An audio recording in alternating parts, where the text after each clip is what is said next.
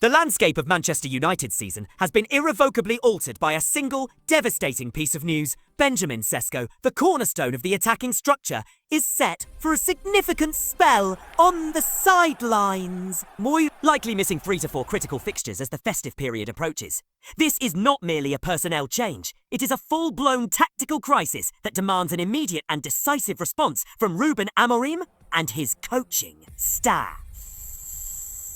The question is not simply who will wear the number 9 shirt, but how the entire front line and midfield pivot will be reconfigured to absorb the loss of Sesko's unique blend of physicality, pace, and finishing ability.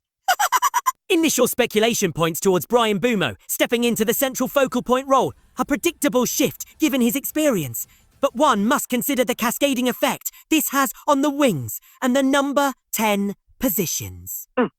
Mbeumo's skill set is markedly different from Sesko's. He thrives on energy, relentless pressing, and movement off the shoulder, perhaps lacking Sesko's natural target man presence, which is essential for holding up play and bringing the advanced midfielders into the game. A difference which could fundamentally change how United build their attacks from deeper areas. The team's reliance on quick transitions may become an over-dependence without a stable presence to act as the primary outlet under pressure. The absence of a consistent aerial threat also reduces the utility of wide crosses, demanding that the wide players become even more creative and proficient in tight spaces. However, the real strategic intrigue lies in the potential deployment of Matheus Cunha, who, while often utilised deeper or on the flank, might be pushed into a more advanced, false 9 type role, especially in possession. Utilising his exceptional technical ability to draw centre-backs out of position and create pockets for runners like Mount or Bruno. This move, however, risks sacrificing his crucial link-up play in the transition zones, where he excels at dropping deep to carry the ball forward, drive the midfield and initiate the counter-press. An area where United can least afford to be weakened. It's a fundamental trade-off. Do you prioritise a natural high-press finisher like Mbeumo up top? Or a creative fluid focal point like Cunha, who facilitates play, but might not provide the necessary vertical thrust? The immediate challenge for Amorim is choosing which tactical identity to lean into for the next 3 weeks. A period that includes crucial league fixtures that can define the atmosphere around the club heading into the transfer window. Furthermore, the absence of Sesko opens a long-awaited crack in the door for Joshua Zirkzee. It feels almost criminal that a talent of his calibre, brought in with such high hopes, has been so starved of minutes, yet this injury provides the perfect, albeit unfortunate, opportunity for Amorim to test the depth of his squad and demonstrate that no player is truly out of the picture. While a starting role against a side like Everton might be a stretch given his lack of recent match fitness and his unfamiliarity with the aggressive pressing scheme, a sustained 30-minute cameo off the bench, perhaps replacing a tiring Mbeumo or Cunha to provide a different look in the attack, could be the perfect launching pad for his United career, a chance to prove he can operate within the manager's high-intensity system. The manager's tactical preference for wingers or number 10s operating in the half spaces further complicates the matter.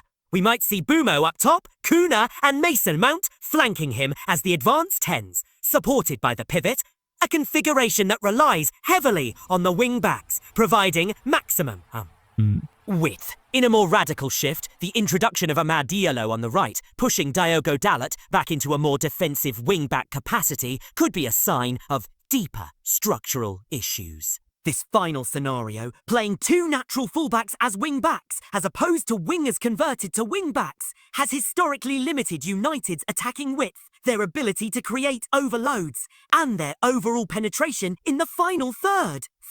A situation Amorim must desperately seek to avoid if he wishes to maintain the aggressive front-foot identity of his team, which relies heavily on the dynamism provided by inverted wingers or advanced attacking fullbacks.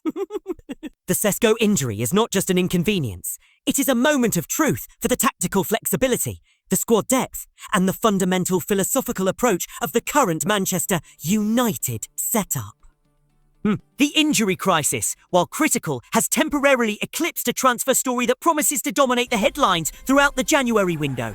Anton Semenyo and his newly revealed, but critically, time sensitive £65 million release clause at Bournemouth.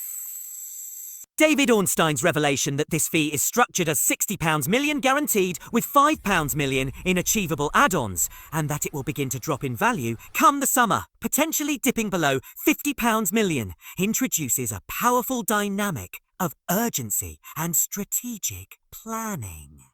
For Bournemouth, January presents the peak moment to cash in, maximising their financial return before the clause naturally deflates, essentially giving United a deadline to act decisively. For United, the calculus is complex. Pay the premium now for a player Amorim clearly covets, securing him before other bidders can properly mobilise, or risk losing him to a rival in the summer, when the price is technically lower, but the competition is guaranteed to be fiercer.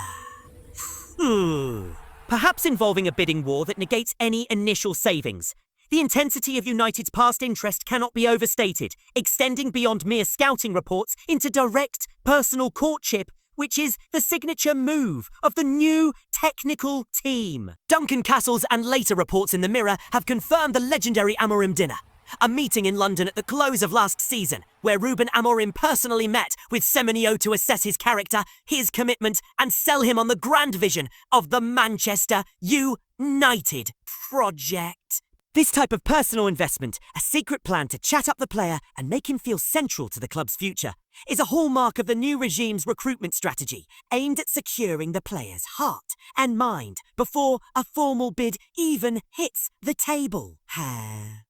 Mitigating the risk of him being swayed by higher wages elsewhere.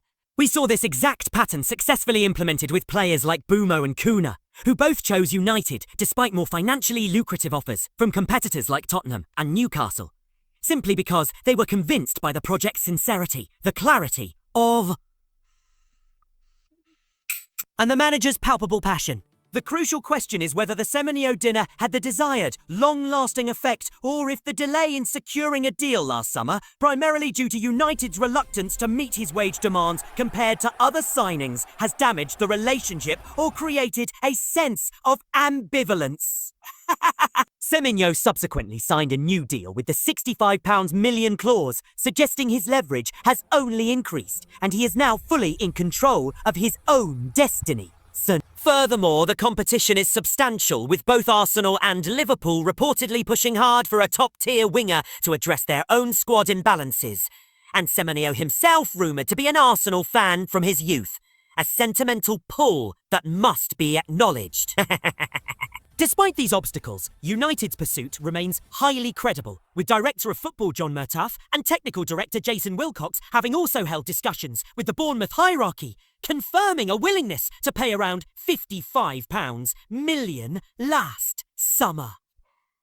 The new £65 million valuation, while higher, is within the realm of possibility given the club's acute tactical need for a player who can cover both left-wing and left-wing back positions.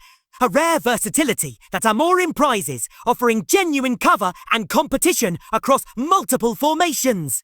Sui. The decision in January will be a major test of the Ineos hierarchy's financial resolve, their willingness to back the manager, and their commitment to Amorim's specific transfer targets as they seek to build a cohesive, strategically versatile squad. Shifting focus to the centre of the pitch.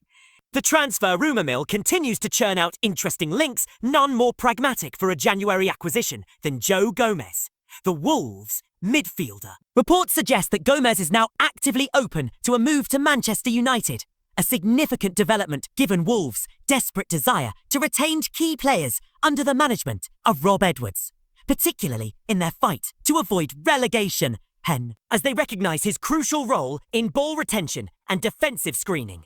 Despite his importance to the Malinak side, there's a growing belief that a figure of around £44 million would be sufficient to tempt Wolves into cashing in, especially given their historically precarious financial situation and the need to balance the books to avoid future sanctions.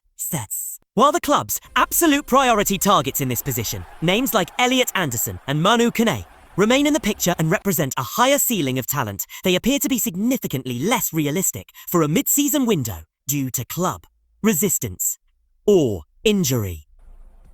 whereas Gomez feels immediately achievable and aligned with the club's fundamental need for energy, intensity, and Premier League experience in the middle third. He fits the profile of a Premier League-proven, high-volume, hard-working midfield enforcer capable of disrupting opposition play and carrying the ball forward, placing him in direct competition with Conor Gallagher as the two most realistic and attainable midfield targets for United this January.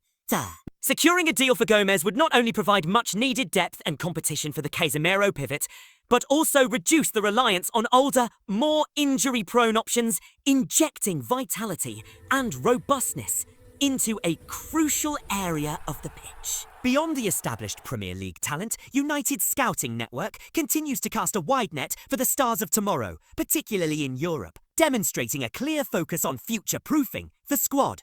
From Greece, reports indicate United and Brighton are locked in a quiet battle for the signature of Christos Mouzakaitis, an 18-year-old attacking midfielder currently plying his trade at Olympiacos. These types of early-stage links often hint at a sophisticated, long-term strategy to refresh the academy ranks with high-potential players who can be developed and integrated into the first team over several years, bypassing the astronomical fees of established players.